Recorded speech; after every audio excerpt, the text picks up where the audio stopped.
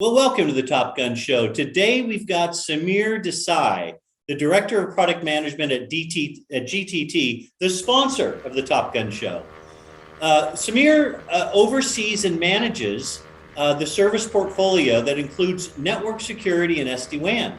Samir has over 15 years of product development and marketing experience in the telecommunications industry. Prior to joining GTT, Samir worked for Level 3, where he held product management roles supporting the service provider's IP and managed security services. He's a frequent contributor of commentary on the latest cybersecurity trends and technologies in the industry trade press, and also a regular speaker at industry conferences.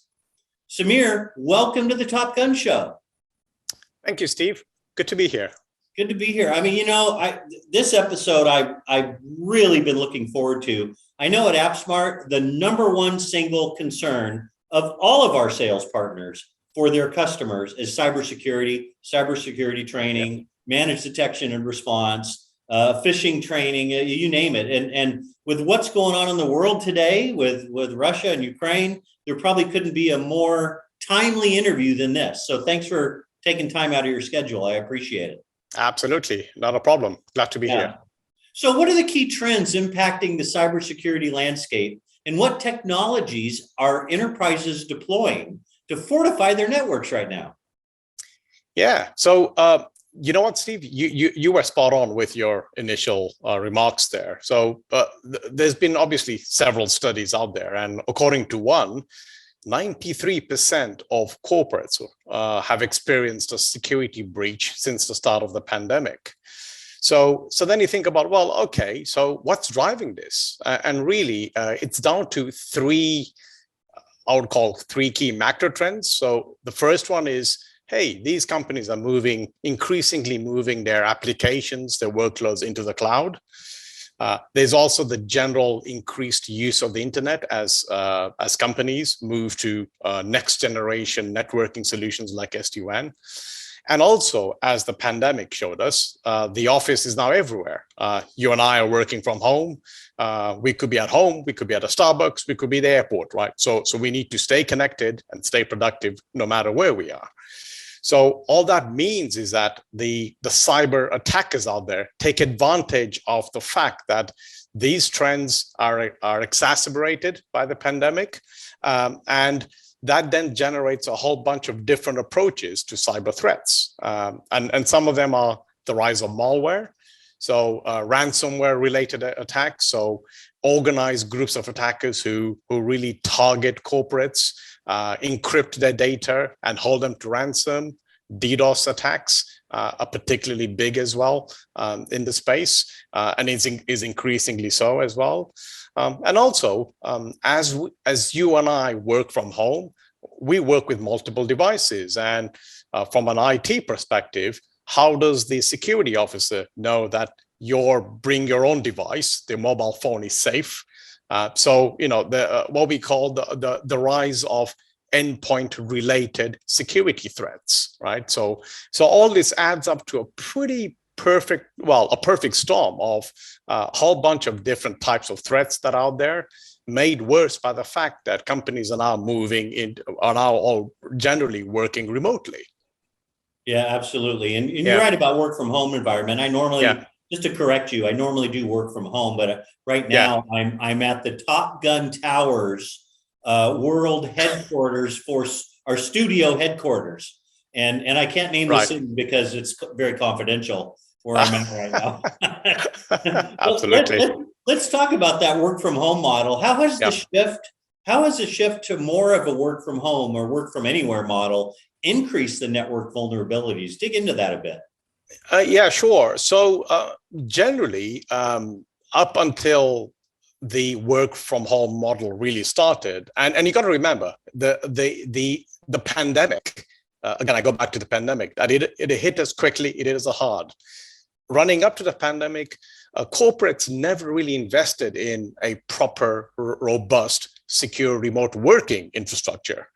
So what's happening is that as companies get used to working in this hybrid remote working model, they're now beginning to realize that, hey, we need to catch up We now need to have the same sort of security policies applied to remote workers as if they were in the office. So that's what's led to the rise of what we call zero trust network access capabilities. And generally, whilst customers are trying to, or whilst companies are trying to get to that end state, attackers realize that that's where the vulnerability is. So until a corporate ends up with a properly robust end state ZTNA type infrastructure, they're vulnerable, and remote workers are just another attack plane for cyber attackers to get to, right? So it is important that, you know, it is important from a corporate perspective that everyone looks at their general remote working, secure working policy, right? And, you know, that's what we're here. We're here to help our corporates get to that point. Yeah, well said. I like the way you position that. Well, the next question, talk about what the current GTT network security offering looks like from a topography standpoint. And do you have any new exciting security capabilities that you're going to be bringing to the market soon? Yeah, absolutely. So we have been from a business as GTT, we've had a lot of experience in providing managed security services. Our portfolio pretty much covers all the key types of cyber threats that I mentioned earlier. So, for example, we have a DDoS mitigation platform that stops those DDoS attackers. We have next generation security solutions that stops those malware threats from hitting corporate networks. We also have cloud-based security solutions that helps companies manage their remote working environments from a secure perspective. Now, on that point, you know, I'm excited to tell you that, you know, we are just about to enhance that portfolio with a whole new set of cloud delivered services, generally under what we call the SASE framework. So Secure Access Service Edge. That's a term that most folks out there would have heard of. And really what that's about is us taking our general security services prowess and bringing it into the cloud, where we work with a partner. We then distribute the security capability right across the cloud, so that a global corporate customer, no matter where they are, no matter where the remote workers are, have access to the same security enforcement capability.